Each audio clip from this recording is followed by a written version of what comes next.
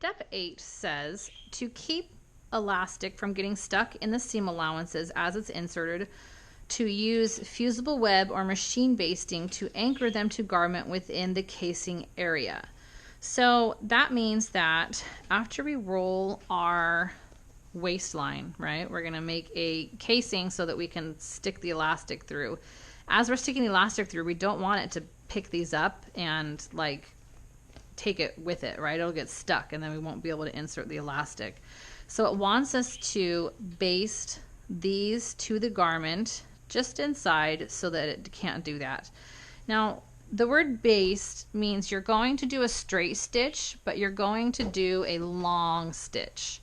So if I set my machine so that it is a straight stitch, it tells me that my stitches are 2.5 millimeters long.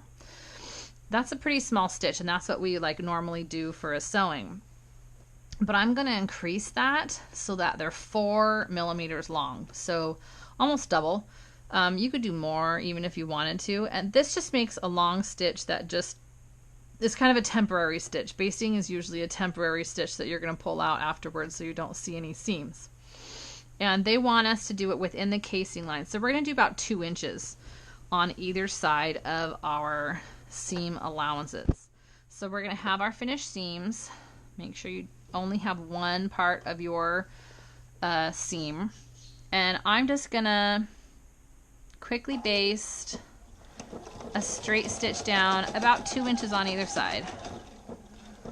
Okay, just so that inside the casing area it won't get caught. I'm going to do that to the other side. About 2 inches down on every one of our seams. So there's one. Now I'm going to go to the next one, and I'm going to do this one as well. And it's not super important where you line up your fabric for this because it's just a temporary thing. You don't need to reverse and go forward on the, you don't need to reinforce it. It'll just be harder to take it out later. But my machine just automatically puts a knot. They're not too hard to take out, so I'm just gonna do this. Okay, then we're gonna go to the third one.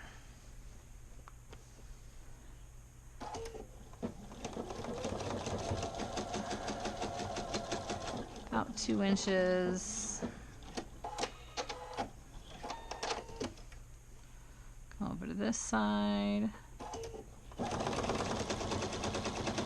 About 2 inches.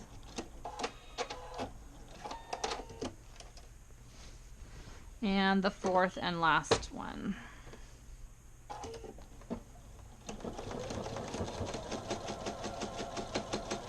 So whenever you see the word baste on a pattern, just think a long stitch, a long temporary stitch just to hold it in place.